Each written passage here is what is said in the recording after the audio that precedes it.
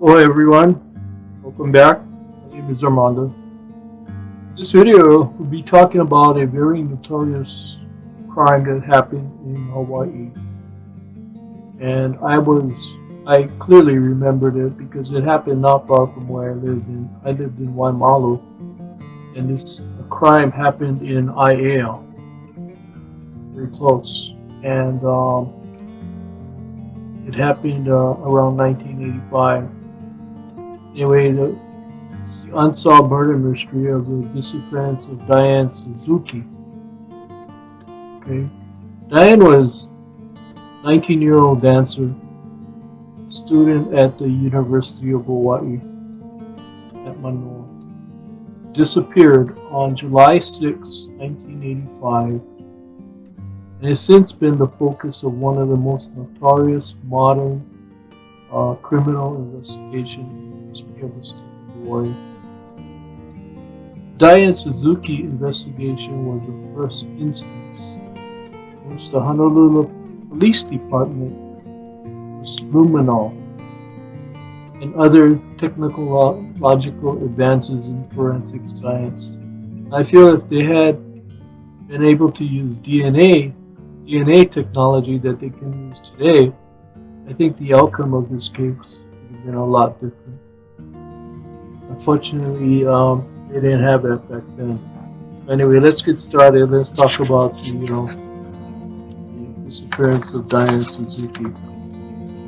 Now, Diane was born on May 14, 1966. Parents Masaharu and Judy Suzuki. Diane was the youngest of 5 children. She had 4 sisters: Karen, Susan, Pam, Pat, with Diane being the youngest. 1985, at 19 years old, when Diane was attending the University of Hawaii at Manoa, and her goal was to be a journalist. She worked as a children's dance instructor and performer at the Rosalie Woodson Dance Academy studio in Aiea. Now that's not very far from where I lived at that time. Like I said, I lived in Waimalu. Now, Saturday, July 6, 1985, Diane was scheduled to work at the Rosalie Woodson Dance Studio. Okay, and then after work, she had plans to meet up with some new friends, and they were all going to go to the North Shore. Diane was supposed to finish work at 3 o'clock, and then her friends would stop by the studio to pick her up at 3:15. So Diane goes to work. This is like any other work day, and she finishes at 3, so they say, and at 3:15, the friends stop by the studio to pick up Diane. Okay, now, but when her friends arrive at the studio, Diane is nowhere to be found. Listen, Diane's purse, keys, and belongings were all left at the studio. Oh, strange, yeah? Her friends thought that this was really suspicious. Were all left at the studio. Really suspicious, because she was a type person who would be there when she would be. She wouldn't just vanish without telling anybody. Diane was admired by her friends and family, and she was working and going to school. And everyone knew that Diane was going to be somewhere. They knew that she was going to succeed somewhere in her life. Diane's friends looked next door to the parking lot next to the studio, and then found Diane's car was parked there, but there was no signs of Diane. They were very worried at this point, so they called Diane's parents, Mr. and Mrs. Masaharu, Judy Suzuki. And the parents become very worried. They drive down to the studio in IAR, and they park and they wait.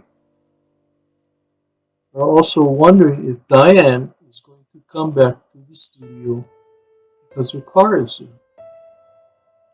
Her keys and belongings are there. We want to be there, she said. We want to make sure that she is okay. So we are going to sit there and wait for Diane to get back. She said. Mr. and Mrs. Suzuki are sitting in their car, just waiting patiently. You see three people carrying this huge trunk coming out of the dance studio. The trunk was big and heavy. It needed three people to carry it. Something heavy inside the trunk. They placed the trunk onto a vehicle. At the time, this confused Diane's parents. They were not suspicious as to what was inside the trunk at the time. Okay? They didn't think that their precious daughter was in the trunk. They had no reason to believe or think that way. The Suzukis realized that their daughter is nowhere to be found. There were no cell phones or pagers back then. For this long, so they called the police and they report their daughter Diane missing. At first, the police treat Diane's case as a missing persons case. As police and investigators begin to interview people regarding events that led up to Diane's disappearance, things begin to take a more sinister turn. Police interview a man that worked at the studio as a photographer, whose name was Dewey Hamashan. Now, the reason why the police interviewed him is because, first of all, he worked at the studio as a photographer. Secondly, he was there working the day Diane disappeared. Thirdly, he was one of the three people seen carrying a trunk out of the studio. Okay. And fourthly, Dewey had a mad crush on Diane. And although Diane didn't feel the same way, Dewey still really liked Diane. Lastly, Dewey became very jealous when he saw Diane talking to a boy outside of the studio. Dewey was so jealous that he actually confronted Diane about this other boy she was dating. He was pretty much obsessed with her at that time. At the time, Diane was dating a boy by the name of Lester. Police had Dewey take a polygraph test. Dewey failed miserably. Well, Dewey polygraph tests are probably more. They just wanted to see, how he reacted to that. So Dewey was also believed to be covered in scratches on him the day of Diane's disappearance. And when the police asked him, "Hey Dewey, where did you get those scratches?" Dewey replied that he got the scratches from a rooster on his father's farm. Okay? So though Dewey failed the polygraph test miserably, it wouldn't lead to a conviction. There was no physical evidence that would prove that Dewey did anything to Diane. And like I said, polygraph tests are inadmissible for the law. There was no body. Therefore, there was no crime. Marched around Dewey's house was searched, but nothing was found. Dewey was released for lack of evidence and he was never arrested. The case goes cold for about 5 or 6 years. Okay. In 1991 or 92, luminol was introduced. Luminol is a chemical that when sprayed on surfaces, it can actually pick up traces of blood even if someone were to wipe away that blood. If luminol is sprayed on that surface at any point in time, it actually takes it out. So police asked for 2 search warrants. They asked for a search warrant for the studio. They also asked for a search warrant for Billy's father's pig farm.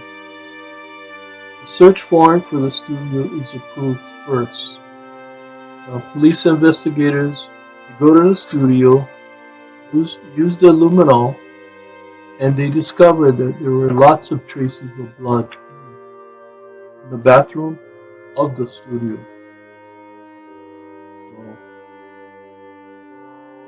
But because Diane's blood was not available, unfortunately, investigators were unable to test the blood that they found at the studio, Diane's blood. However, police figured this is where the event and crime took place, at the studio. 6 months later, the search warrant for Dewey Hamasaki's pig farm was granted. Why it takes so long? 6 months. Amazing. While searching the pig farm, the investigators find a section of the stone wall. It seems to be newly rebuilt. While investigators were at Dewey Hamasaki's pig farm, Mr. Hamasaki, Dewey's father, is very calm, relaxed, and answering all their questions. But as soon as the investigators divert their attention to the stone wall, which seems to be newly rebuilt, Mr. Hamasaki becomes visibly agitated. He is very annoyed that they are focusing on this section. Okay? Now, the Hamasakis have a family attorney. His name is Keith Shigetomi.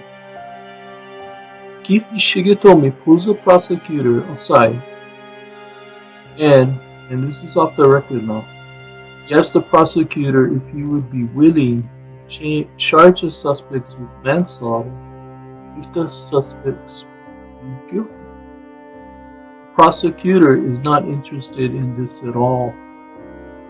Okay? He says, I'm not interested at all. The prosecutor wanted to find evidence of murder.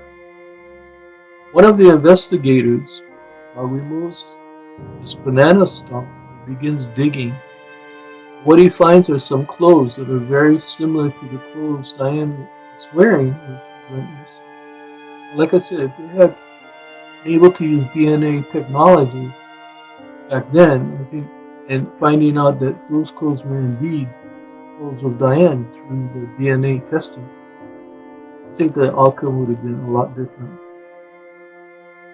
It was also similar and looked to be the size Diane would wear. The soil underneath the wall was tested. It was found that the wall was newly built, about 6 months prior to the day that the investigators were out there searching the property. Now, investigators and police believe that the time lapse between the 2 warrants gave the Hamasakis time to or leeway to dispose of Diane's body. That's why I cannot understand why it took that long.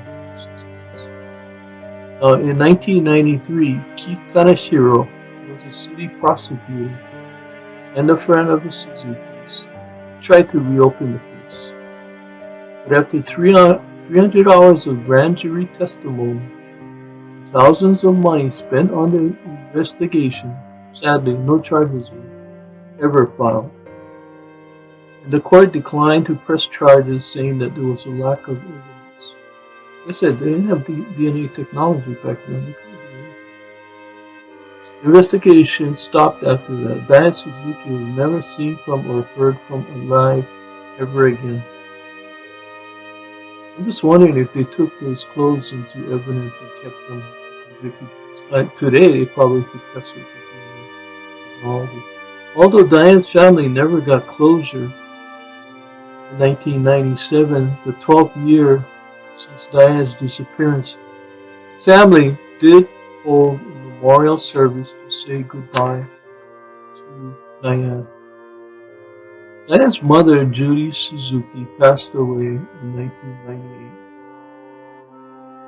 And Diane's father, Mahalo Suzuki, passed away in June of 2016 at the age of 90. So, the family never got closure in this case of Diane. I said, it was terrible. You know, I feel Dewey Hamasaki got away with murder. That's my opinion. But they could never prove it because the technology was not there. DNA technology. Maybe they could do it today. Like I said, if they kept those clothes in evidence or whatever, they could. Why were those clothes on the pig farm? Huh? They could tie him to murders, but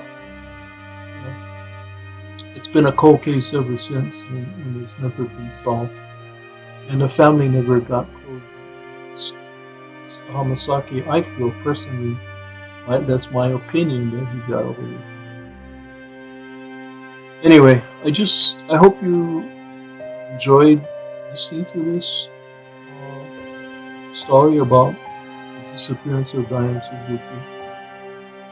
It's something that I think everyone that lived in Hawaii at that time remembers very clearly, if you were old enough to remember, and as one of the unsolved murders in Hawaii. Mahalo for watching, and hoi ho.